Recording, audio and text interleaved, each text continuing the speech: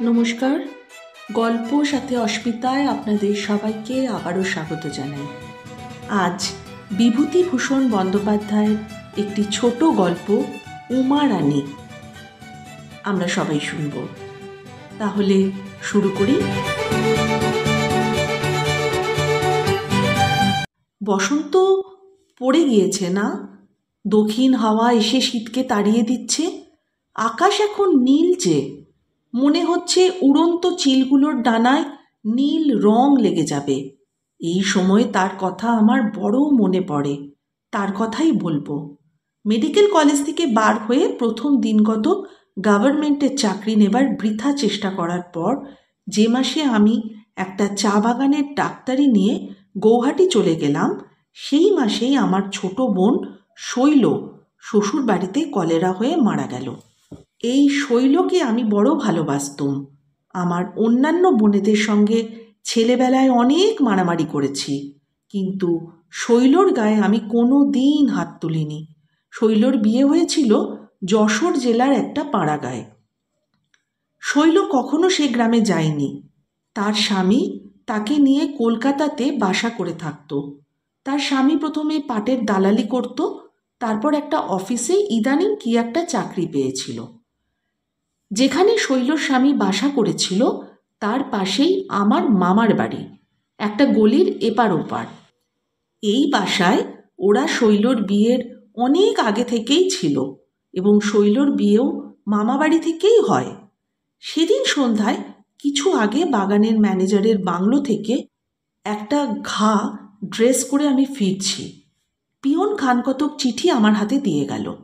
আমার বাসায় ফিরে এসে তারই একখানাতে শৈলর মৃত্যু সংবাদ পেলুম।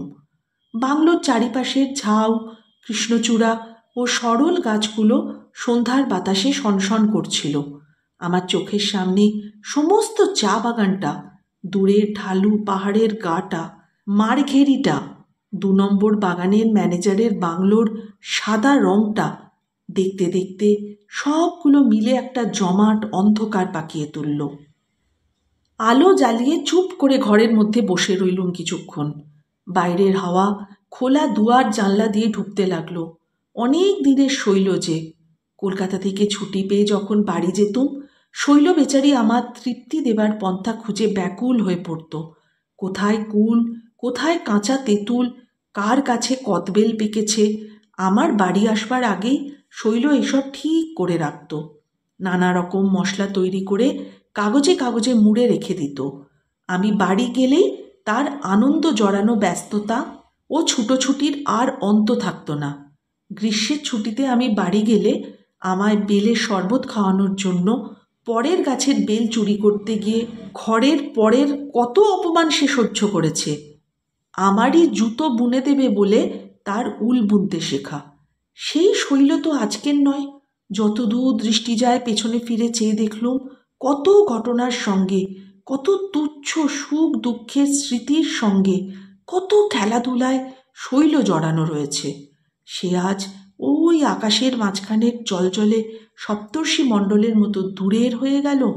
ঝাউ গাছের ডালপালার মধ্যেকার ওই বাতাসের শব্দের মতোই ধরাছোঁয়ার বাইরে চলে গেল।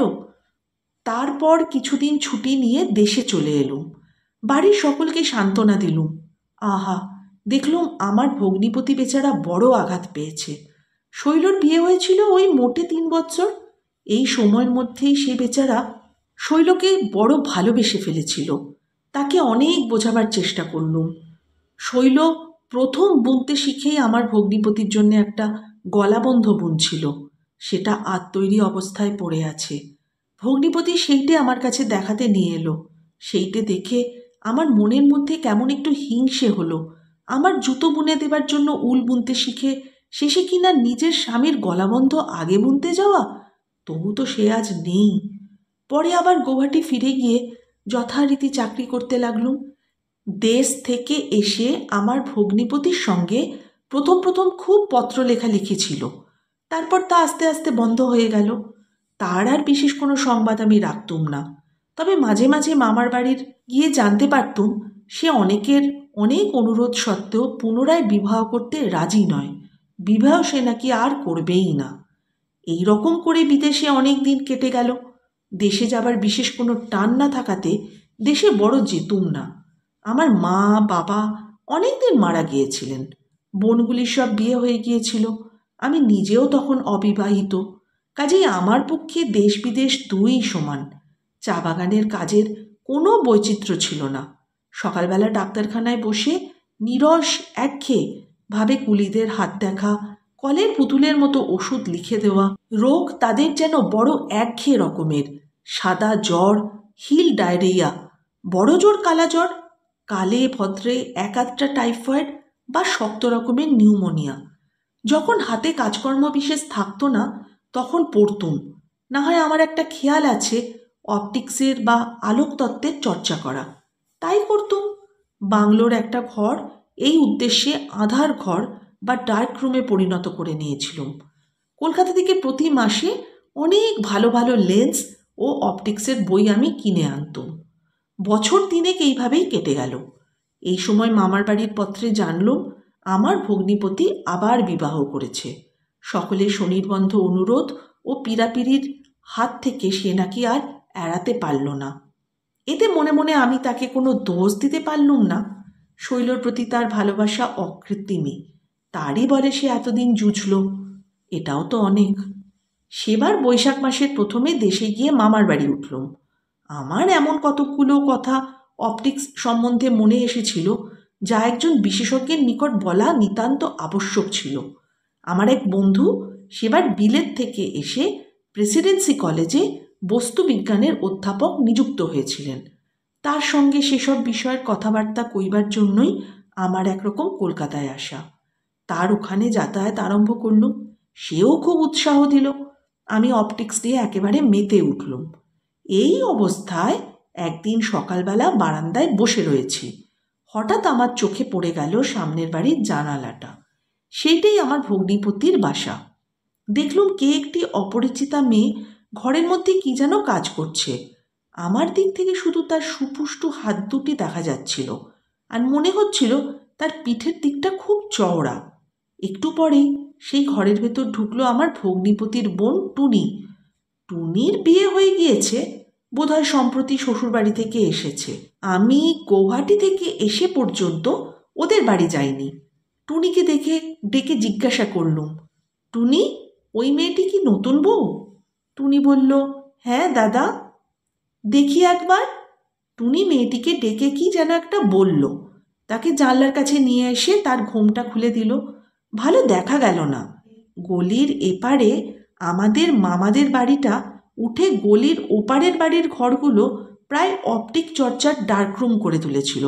দিনমানেও তার মধ্যে আলো যায় না। ভালো দেখতে না পেয়ে বললুম, হ্যাঁ রে, কিছুই তো দেখতে পেলুম না। টুনি হেসে উঠল, বলল, আপনি ওখান থেকে যে দেখতে পাবেন না তা তো আমি জানি, তার উপর তো আবার চশমা নিয়েছেন। তারপর কি ভেবে টুনি একটু গম্ভীর হলো, বলল, আপনি এসে পর্যন্ত তো এ বাড়িতে একবারও আসেননি দাদা, আজ দুপুরবেলা একবার আসবেন। দুপুরবেলায় ওদের বাড়ি গেলুম। বাড়ি ঢুকতেই মনে হলো 4-5 বছর আগে ভাইফোঁটা নিতে শৈলর নিমন্ত্রণে এ বাড়ি এসেছিলুম, তারপরে এ বাড়িতে আসাই হয়নি। দালান পার হয়ে ঘরে যেতে বাড়ির মেয়েরা সব আমায় ঘিরে দাঁড়ালো। তাদের সঙ্গে কথাবার্তা শেষ হয়ে গেলে টুনি বলল, দাদা, বউ দেখবেন, আসুন। ঘরের মধ্যে গেলুম। টুনি নতুন বউয়ের ঘোমটা খুলে দিয়ে বলল, ওর সামনে ঘোমটা দিতে হবে না বৌদি, উনি তোমার দাদা। মেয়েটি আধঘোমটা অবস্থায় গলায় আঁচল দিয়ে আমার পায়ের কাছে এসে প্রণাম করল। দিব্যি মেয়েটি তো, রং খুব গৌরবর্ণ, ভারী সুন্দর মুখখানির গড়ন, এক রাশ কোঁকড়া কোঁকড়া ঠাস বোনানি, কালো চুল, মাথা ভর্তি, বেশ মোটা সোটা গড়ন, বয়স বোধ হয় 14-15 হবে। টুনির মা বললেন, মেয়েটির বাপ পশ্চিমে চাকরি করেন, সেইখানেই বরাবর থাকে।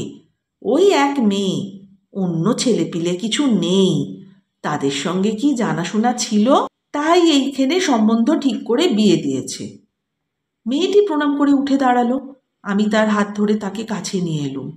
বাঁ হাতে তার ঘোমটা আরেকটু খুলে দিয়ে বলল, আমার কাছে লজ্জা করো না খুকি, আমি যে তোমার দাদা। তোমার নামটি কি? তার চোখের অসংকোচ দৃষ্টি দেখে বুঝলুম মেয়েটি এই মুহূর্তেই আমার বোন হয়ে উঠেছে। সে খুব মৃদুস্বরে উত্তর দিল, উমা রানী। আমি বললুম, আচ্ছা, আমরা আর কতক্ষণ দাঁড়িয়ে থাকবো? এসো উমা রানী, এই চৌকিটার বসে তোমার সঙ্গে একটু কথা কই। আমি চৌকিতে তাকে কাছে নিয়ে বসলুম। খানিকক্ষণ তার সঙ্গে এ কথা সে কথা নানা কথা কইলুম। জিজ্ঞাসা করলুম, বাড়ি ছেড়ে এসে মন কেমন করছে? উমারানী একটু হেসে চুপ করে রইল। আমি বললুম, তোমার বাবা কোথায় থাকেন? মাও। আমি মাওয়ের কথা কখনো শুনিনি। জিজ্ঞাসা করলুম, মাও সে কোনখানে বলো দেখি? Central India. তোমার বাবা সেখানে কি কাজ করেন? কমিসারিয়েটে চাকরি করেন। তোমার আর কোনো ভাই বোন নেই? না, আমার পর আমার আরেক বোন হয়, সে আঁতুড়েই মারা যায়, তারপর আর হয়নি। বাড়ি ছেড়ে অনেক দূরে এসেছো। ভাবলুম হয়তো বাপ মায়ের কথা বলতে মেয়েটির মনে কষ্ট হচ্ছে। কথার গতি ফিরিয়ে দেবার জন্য জিজ্ঞাসা করলুম, তুমি লেখাপড়া জানো উমারানী? আমি সেখানে মেয়েদের স্কুলে পড়তাম। বাংলা পড়া হতো না বলে বাবা ছাড়িয়ে নেন। তারপর বাড়িতে বাবার কাছে পড়তাম। বাংলা বই বেশ পড়তে পারো? পারি। আমি উমারানীর কথাবার্তা কইবার ভাবে ভারী আনন্দিত হলাম। এমন সুন্দর শান্তভাবে যে কথাগুলো বলছিল, মাটির দিকে দু চোখ রেখে, যে আমার বড্ড ভালো লাগলো। আমি তার মাথায় একটা আদরের ঝাঁকুনি দিয়ে বললাম, বেশ বেশ, ভারী লক্ষ্মী মেয়ে তুমি। আচ্ছা, অন্য আরেক সময় আসবো, এখন আমি আসি। দাঁড়িয়ে উঠেছি। উমারানী আবার সেই গলায় আঁচল দিয়ে আমার পায়ের কাছে প্রণাম করল। আমি তাকে বললুম, খুব শান্ত হয়ে থেকো উমারানী, কোনো দুষ্টুমি যেন করো না, তাহলে দাদার কাছে কিন্তু, বুঝেছ তো? উমারানী হেসে ঘাড় নিচু করে হ্যাঁ বলল। এর 5-6 মাস পর পুজোর সময় আবার আমি মামার বাড়ি এলুম। অষ্টমী পুজোর দিন। দিনব্যাপী পরিশ্রমের পর একটা বড় ক্লান্তি বোধ হওয়াতে সন্ধ্যার আগে একটা খড়ের খাটে শুয়ে ঘুমিয়ে পড়েছিলুম। আমার মামাবাড়ি পুজো হতো। সমস্ত দিন নিমন্ত্রিতদের অভ্যর্থনা করা, পরিবেশন করা প্রভৃতি নানা কাজে বড় খাটতে হয়েছিল। অনেক রাত্রে উঠে খেতে গেলুম। আমার ছোট ভাই খাবার সময় বলল, অনেকক্ষণ ঘুমিয়েছিলেন তো দাদা, দিদি এসেছিল আরতির সময়, আপনাকে দেখার জন্য আপনার ঘরে গেলেন। আপনি ঘুমিয়ে আছেন দেখে আপনার পায়ে হাত দিয়ে আপনাকে ওঠাবার জন্যে। আপনি উঠলেনই না। তারপর তারা সব চলে গেল। তিনি নাকি পরশু বাপের বাড়ি চলে যাবেন। আপনি অবশ্যই একবার ও বাড়ি যাবেন কাল। আপনার সঙ্গে দেখা না হওয়ায় দিদি বড় দুঃখ করে গেছেন। আমি ঘুমের ঘোরে কথাটা তলিয়ে না বুঝে বললুম, দিদি মানে? ও বাড়ির উমারানী? হ্যাঁ, দিদি, টুনিদি, এরা সব আরতির সময় এসেছিলেন কি না? উমারানীর কথা আমার খুব মনে ছিল। তার সেই ভক্তিনম্র মধুর ব্যবহারটুকু আমার বড় ভালো লেগেছিল, তাই তাকে ভুলিনি। এবার চা বাগানে গিয়ে মেয়েটির কথা অনেকবার ভেবেছি। তারপর দিন সকালে উঠে কাজকর্মের পাশ কাটিয়ে এক ফাঁকে ওদের বাড়ি গেলুম। বাইরে কাউকে না দেখতে পেয়ে একেবারে ওদের রান্নাঘরের মধ্যে চলে গেলুম। টুনির মা বলল, এসো বাবা, তা এতদিন এসেছ, এ বাড়িতে কি একবারও আসতে নেই? আমি সময়চিত কি একটা কৈফিয়ত দিলুম, এখন মনে নেই। উমারানী মাছ কুটছিল। আমি যেতেই তাড়াতাড়ি রান্নাঘর থেকে বেরিয়ে বাইরে চলে গেল। একটু পরেই হাত ধুয়ে এসে আমার পায়ের কাছে সেই এক প্রণাম। টুনির মা বললেন, বৌমা, সতীশকে দালানে নিয়ে গিয়ে বসাও গে, এখানে ওর ধোঁয়াতে কষ্ট হবে। দালানে যেতেই টুনি কোথায় যেন ছিল, এসে বলল, এ কি দাদা যে, কি ভাগ্যি! বৌদি দাদা দাদা বলে মরে আর কি। ফি দিন আমায় জিজ্ঞেস করে, দাদা পুজোর ছুটিতে বাড়ি আসবেন তো? দাদার দায় পড়ে গিয়েছে খোঁজ করতে। 4-5 দিন এসেছে, এবারে চৌকাট মারালে চণ্ডী কি অশুদ্ধ হয়ে যায় শুনি? আমাকে একটু অপ্রতিভই হতে হলো। উমারানীর কোঁকড়া চুলে ভরা মাথাটিতে হাত বুলিয়ে দিতে দিতে বললুম, হ্যাঁ রে রানী, দাদার কথা তাহলে ভুলিসনি তুই? টুনির কথায় মেয়েটির খুব লজ্জা হয়েছিল। সে মুখ নিচু করে আমার কাপড়ের কোণ হাতে নিয়ে চুপ করে নাড়তে লাগলো। আমি দালানে একটা খাটের ওপর বসেছিলুম। উমারানী নিচে আমার পায়ের কাছটিতে বসেছিল। আমি জিজ্ঞাসা করলুম, শচীশ বলছিল দিদি চলে যাবে সোমবারের দিন, সে কথা কি ঠিক? উমারানী নতমুখেই উত্তর দিল, বাবা চিঠি দিয়েছিলেন একাদশীর দিন নিয়ে যাবেন, কিন্তু আজও তো এলেন না। ওর গলার সুরটা যেন একটু কেঁপে গেল। ওর বিরহী বালিকা হৃদয়টি মা বাপের জন্য তৃষিত হয়ে উঠেছে বুঝে সান্ত্বনার সুরে বললুম, আসবেন আসবেন, আজ তো মোটে নবমী। আচ্ছা, কলকাতা কেমন লাগলো রানী তোমার? উমারানী উত্তর দিল, বেশ ভালো। আমি তার নত মুখখানির দিকে চেয়ে বললুম, তা নয় রে রানী, ভালো কখনোই লাগেনি। দাদার খাতিরে ভালো বললে চলবে না। কোথায় পশ্চিমের অমন জল হাওয়া আর এই ধুলো ধোঁয়া, ভালো লাগতেই পারে না। উমারানী একটুখানি হেসে যেন চুপ হয়ে গেল। জিজ্ঞাসা করলুম, পশ্চিমে পুজো হয় রে রানী? সে বলল, ঠিক এ দেশের মতো হয় না, হিন্দুস্থানিরা কি একটা করে, সেও অনেকটা এই রকমের, আর সেখানে এ সময় রামলীলার খুব ধুম হয়। আমি উঠে আসবার সময় উমারানী আবার একবার আমার পায়ের কাছে নত হয়ে প্রণাম করল। আমি বললুম, রানী, আমি যতবার আসবো যাব ততবারই কি আমায় একটা করে প্রণাম করতে হবে? উমারানী বোধহয় এই প্রথমবার আমার দিকে চোখ তুলে তাকিয়ে বলল, কাল বিকেলে আসবেন দাদা? এর আগে উমারানী কখনো আমায় দাদা বলে ডাকেনি। আমি ওর মুখে দাদার ডাক শুনে বড় আনন্দ পেলুম। বললুম, কাল তো বিজয়া দশমী, আসবো বই কি। তারপর দিনই বিজয়া দশমী। সন্ধ্যার পর ওদের বাড়ি গেলুম, সকলকে প্রণাম করলুম। টুনি এসে বলল, আপনি দালানের পাশে ঘরে যান, ওখানে বৌদি আছেন। আমি সে ঘরের তোর পর্যন্ত গিয়ে ঘরের মধ্যে একটা বড় সুন্দর দৃশ্য দেখলুম। তাতে ঘরের মধ্যে যাওয়া বন্ধ করে আমায় দোরের কাছে দাঁড়িয়ে থাকতে হলো। দেখি ঘরের মধ্যে খাটের ওপর বসে আমার ছোট ভাই শচীশ, তার বয়স 12-13। তার পাশে উমারানী দাঁড়িয়ে খাটের পাশে একটা টেবিলের ওপর একখানা রেকাবি থেকে খাবার নিয়ে শচীশের মুখে তুলে দিয়ে তাকে খাওয়াচ্ছে। ওদের ওদের দুজনকারই পেছন আমার দিক।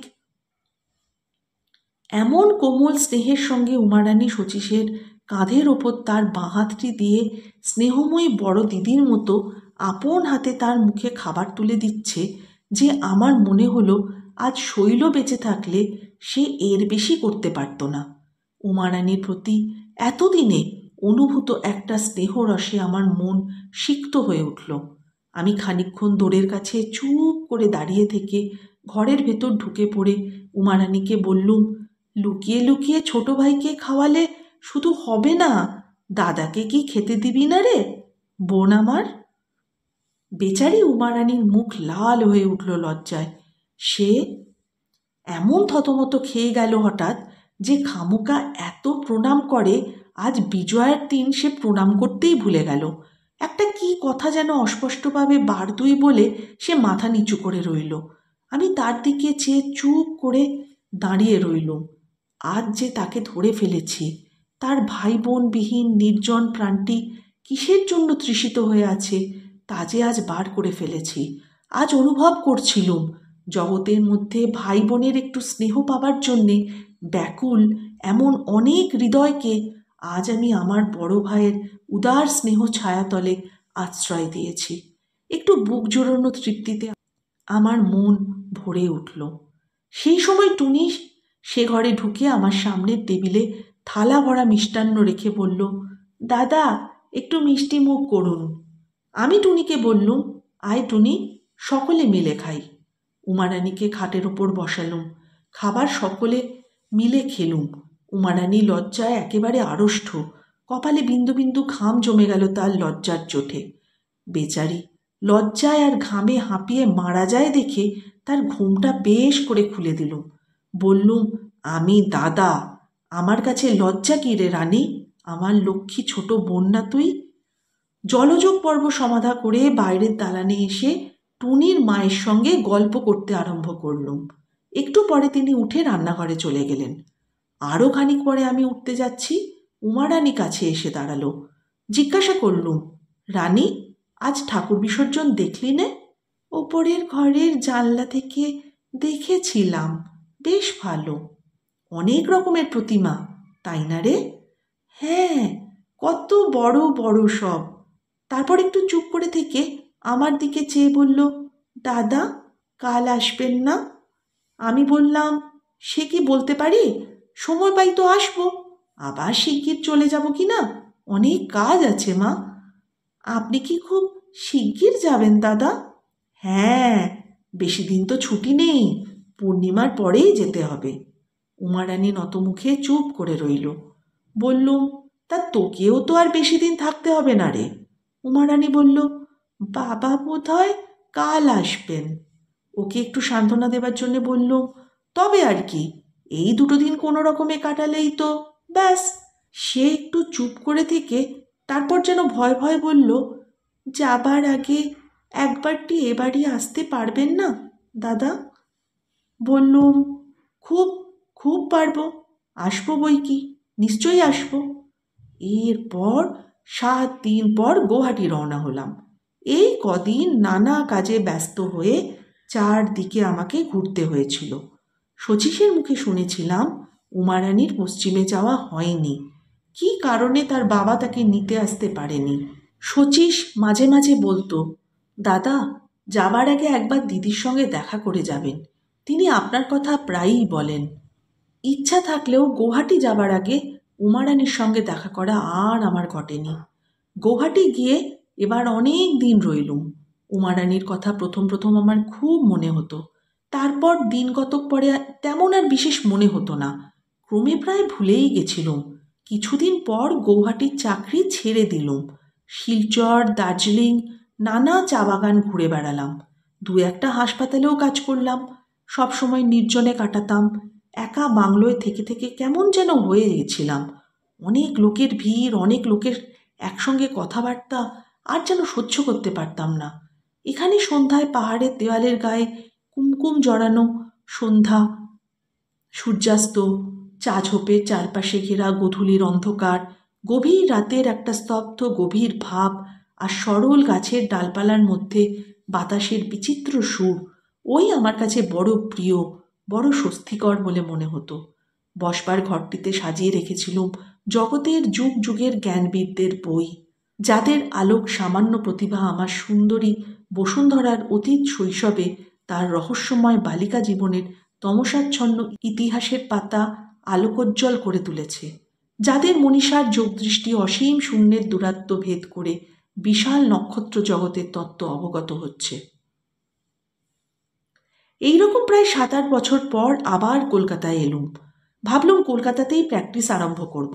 মামার বাড়িতে গিয়ে উঠলুম। শুনলুম সামনের বাড়িটায় আমার ভগ্নিপতিরা আর থাকে না, তারা 5-6 বছর হলো দেশে চলে গিয়েছে। কয়েক মাস কলকাতায় কাটলো। প্র্যাকটিস যে খুব জমে উঠেছিল এমন নয়, বা অদূর ভবিষ্যতেও যে খুব একটা জমবে এরকমটা আমি বুঝতে পারছিলুম না। হঠাৎ ঘরে এসে ঢুকলো। চিনলুম কিছুক্ষণ পর টুনি। অনেকদিন তাকে দেখিনি, তার চেহারা খুব বদলে গিয়েছে। আমি তাকে হঠাৎ দেখে কেমন আশ্চর্য হলুম, সেরকম খুব আনন্দিতও হলুম। টুনি বলল সে তার স্বামীর সঙ্গে আজ 5-6 দিন হলো কলকাতায় এসেছে। সিমলেতে তাদের কোন আত্মীয়ের বাড়িতে এসে উঠেছে। আজ বাড়ির সকলের সঙ্গে দেখা করতে এসেছে। অন্যান্য কথাবার্তার পর তাকে জিজ্ঞাসা করলুম, সুরেন এখন কোথায়? টুনি বলল, ছোড়দা ছোড়দা এখন আবাদে কোথায় চাকরি করে, সেখানেই থাকে। আমি জিজ্ঞাসা করলাম, উমারানী কেমন আছে? টুনি একটু চুপ করে রইল, তারপর বলল, দাদা, সে অনেক কথা, আপনি এখানে আছেন তা আমি জানতুম, সেসব কথা আপনাকে বলবো বলেই আমার আজকে এখানে আসা। আমি বললাম, কি ব্যাপার বলো তো, সে ভালো আছে তো? টুনি বলল, সে ভালো আছে কি, কি আছে সে আপনিই শুনুন না। সেই যে বছর পুজোর সময় আপনি এসেছিলেন এখানে, বৌদির বাপের বাড়ি নিতে যাওয়ার কথা ছিল না, সে তো আপনি জানেন। তখন তিনি ছুটি পাননি বলে আসতে পারেননি, পত্র দিয়েছিলেন পরের মাসে নিয়ে যাবেন। তার বুঝি মাসখানেকের পরে খবর এলো তিনি কলেরায় মারা গিয়েছেন। বৌদি সেই বিয়ের কোণে বাপের বাড়ি থেকে এসেছিল, এমনি অদৃষ্ট তার সে মুখ আর হতে হলো না। তারপর আমি জিজ্ঞাসা করলাম, উমারানির মা? টুনি বলল, শুনুন না দাদা, মা আবার কোথায়? তিনি তো বৌদির বিয়ে হবার আগেই মারা গিয়েছিলেন। তারপর এদিকে আবার দাদা তো তার সঙ্গে বিশেষ কোনো সম্বন্ধ রাখেন না। তিনি ওই যেখানে চাকরি করতেন সেখানেই থাকেন। বৌদি থাকেন চাঁপা পুকুরের বাড়িতে। দাদা চিঠিপত্রও দেয় না। বৌদি বড় শান্ত, বড় চাপা মেয়ে। সে মুখ ফুটে কখনো কিছু বলে না, কিন্তু তার মুখের দিকে চাইলে বুক ফেটে যায়। মেয়ে মানুষের কষ্ট যে কি দাদা, আপনি বুঝবেন না। যতদিন মা ছিলেন বৌদিকে কষ্ট জানতে দেয়নি। তা তিনিও আজ 2 বছর মারা গিয়েছে। বাড়িতে আছে শুধু পিসিমা। সেই শান্ত ছোট মেয়েটির ওপর দিয়ে এত ঝড় বয়ে গিয়েছে শুনে আমার মনে ভারী কষ্ট হলো। আমি জিজ্ঞাসা করলুম, সুরেনের এমন ব্যবহারের মানে কি? হ্যাঁ টুনি? টুনি বলল, তা তিনি জানেন। তবে তিনি নাকি বলেন জোর করে তার বিয়ে দেওয়া হয়েছিল। বিয়ে করার তার নাকি কোনো ইচ্ছেই ছিল না। এই সব কথা। বড়দাও দেশের বাড়িতে থাকে, বাড়িতে থাকে শুধু পিসিমা। কাজেই বৌদির মুখের দিকে চেয়ে তাকে একটু যত্ন করে দুটো কথা বলা এমন একটা লোক পর্যন্ত নেই। পিসিমা আছে, কিন্তু সে না থাকার মতোই। সে খানিকক্ষণ চুপ করে রইল। তারপর বলল, আপনাকে আমি একটা কথা বলি দাদা, আপনি একবার তার সঙ্গে দেখা করে আসুন না। আপনাকে সে যে কি চোখে দেখে তা বলতে পারি নে। সেবার চাপা পুকুরে গিয়েছিলুম, বৌদি বললে, আমার দাদার কথা কিছু জানো ঠাকুরজি? আপনি এদেশ ওদেশ করে বেড়াচ্ছেন শুনে সে কেঁদে বাঁচে না। মাঝে মাঝে যখনই তার কাছে গিয়েছি আপনার কথা সে সর্বদা জিজ্ঞেস করেছে। সে বলে, ভগবান আমার ভাইয়ের অভাব পূরণ করেছে দাদা আর শচীশকে দিয়ে। আমি তখন তাকে জিজ্ঞেস করি, সুরেন কি মোটেই বাড়ি যায় না? টুনি বলল, সে একরকম না যাওয়াই দাদা। বছরে হয়তো 2 বার, তাও গিয়ে 1-8 দিন থাকে।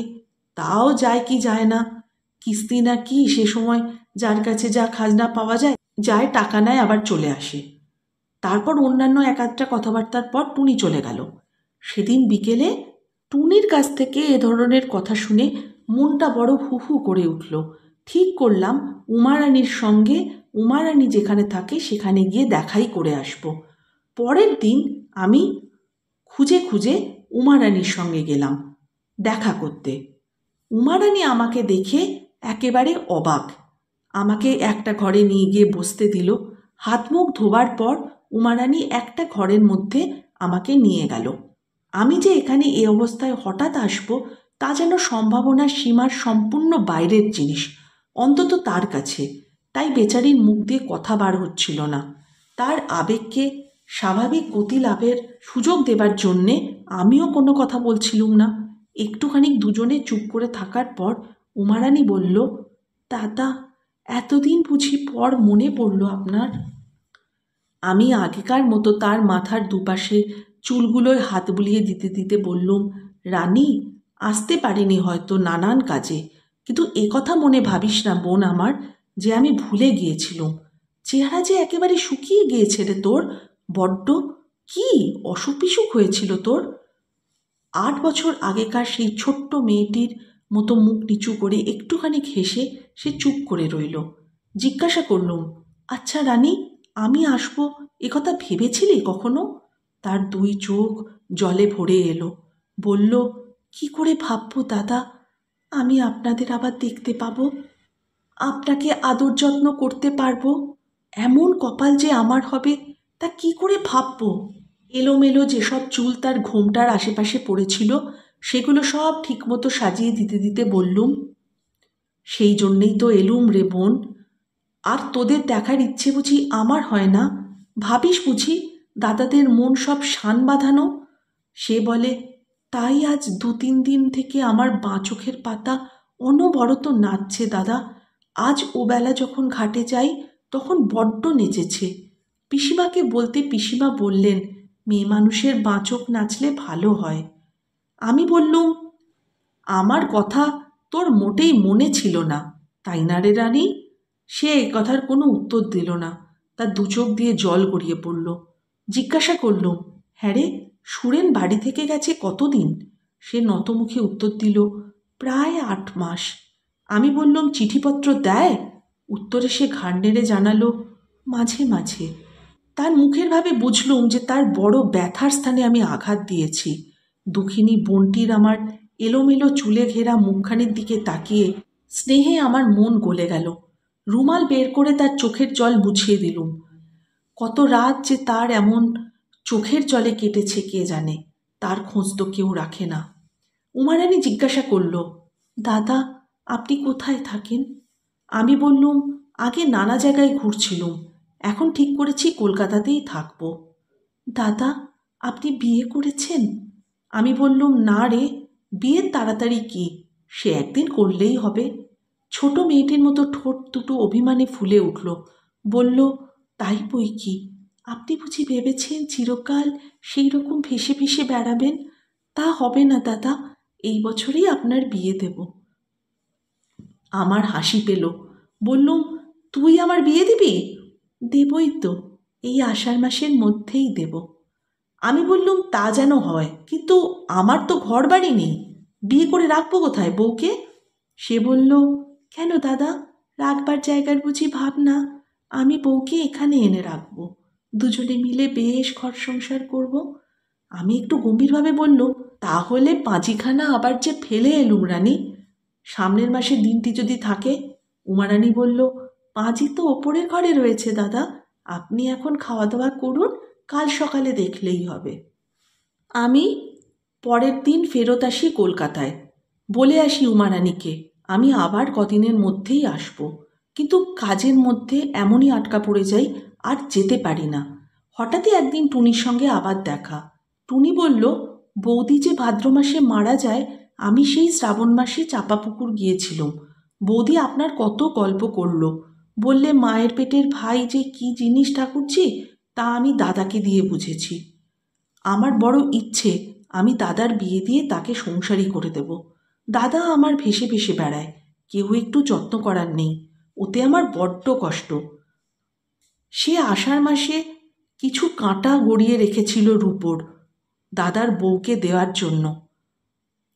আমি গেলে আমায় দেখিয়ে বলল, ইচ্ছে ছিল সোনার চিরুনি দিয়ে দাদার বউয়ের মুখ দেখব, কিন্তু এত পয়সা কোথায় পাবো? এই বছরেই দাদার বিয়ে না দিলে নয়।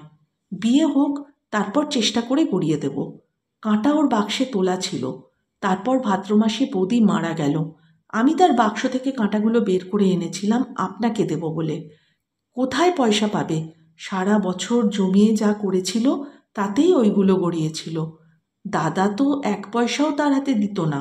সংসার খরচ বলে যা দিতেন তাতে সংসার চলাই ভার। তা তো আপনি একবার গিয়েই দেখে এসেছিলেন। আমি জিজ্ঞাসা করলুম, তাহলে তার হাতে পয়সা জমল কোথা থেকে? টুনি বলল, বৌদি বাজারের খাবার বড় ভালোবাসত। ওরা পশ্চিমে থাকতো, সেখানে ওসব বোধহয় তেমন মেলে না, সেই জন্য ওই বাজারের কচুরি নিমকির ওপর তার কেমন একটা ছেলে মানুষের মতো লোভ ছিল। বৌদি করত কি, নারকেল পাতা চেঁচে ঝাঁটার কাঠি করে রাখত, লোকে পয়সা দিয়ে তা কিনে নিয়ে যেত, এই রকম করে সে পয়সা পেত। তাই দিয়ে গোপালনগরের হাট থেকে পাড়ার ছেলে পিলেদের দিয়ে খাবার আনাতো, নিজে খেত, তাদেরও দিত। আপনি সেবার চলে যাবার পর থেকে সেই পয়সায় আর খাবার না খেয়ে তাই জমিয়ে জমিয়ে ওই রূপোর কাঁটাগুলো গড়িয়েছিল। আমি বললুম, সে মারা গেল কোন সময়? টুনি বলল, শেষ রাত্রে, প্রায় রাত 4টের সময়। রাত্রে বৌদির হঠাৎই ভয়ানক জ্বর হয়, সে জ্বরে একেবারে বেহুঁশ হয়ে যায়। তারপর দিন বিকেলবেলা আমি ওর বিছানার পাশে বসে আছি, দেখি বৌদি বালিশের এপাশ ওপাশ হাতড়াচ্ছে, কি যেন খুঁজছে। আমি বললাম, বৌদি, লক্ষ্মীটি ওরকম করছো কেন? তখন তার ভালো জ্ঞান নেই, যেন আচ্ছন্ন। বলল, আমার চিঠিগুলো কোথায় গেল? আমার সেই চিঠিগুলো? বলে আবার সে হাতড়াতে লাগলো বিছানা। আমি বাক্স থেকে সেই চিঠিগুলো বার করে এনে তাকে দিলুম। সে তার আঁচল দিয়ে সেই চিঠিগুলোকে ভালো করে বেঁধে রাখল। আমি জিজ্ঞাসা করলাম, সুরেন সেই সময় ছিল না? টুনি বলল, ছোটদাকে টেলিগ্রাম করা হয়েছিল, তিনি যখন এসে পৌঁছলেন তখন বৌদিকে দাহ করা হয়ে গেছে। তারপর অনেক বছর পার হয়ে গেছে, এখনও শীতের অবসানে যখন আবার বাতাবি লেবুর ফুল ফোটে, সজনে তলায় ফুল কুড়োবার ধুম পড়ে যায়, পাড়াগাঁয়ের বন ঝোপ ঘেঁটু ফুলে আলো করে রাখে, পুকুরের জলে কাঞ্চন ফুলের রাঙা ছায়া পড়ে, ফাগুন দুপুরের আবেশ বিভোর রোদ আকাশে বাতাসে থরথর করে কাঁপতে থাকে, তখন আপন মনে ভাবতে ভাবতে কার কথা যেন মনে পড়ে যায়। মনে হয় কে যেন অনেক দূর থেকে এলোমেলো চুলে ঘেরা কাতর মুখে এক দৃষ্টে চেয়ে আছে। তখন মনটা যেন বড় কেমন করে ওঠে, হঠাৎ যেন চোখে জল এসে পড়ে। হ্যাঁ, শেষ হলো গল্পটা। বন্ধুরা, রক্তের সম্পর্কই যে সম্পর্ক তা কিন্তু নয়। রক্তের বাইরেও আমাদের অনেক সম্পর্ক তৈরি হয়, যা রক্তের সম্পর্ক কেউ ছাপিয়ে যায়, তাই না? হয়তো এরকম অভিজ্ঞতা আপনাদেরও আছে। যদি থাকে অবশ্যই জানিয়ে যাবেন। আর পাশে থাকার একান্ত অনুরোধ রইল। থাকবেন তো? সবাই খুব ভালো থাকুন এই কামনা জানিয়ে শেষ করলাম আজকের এপিসোড। নমস্কার।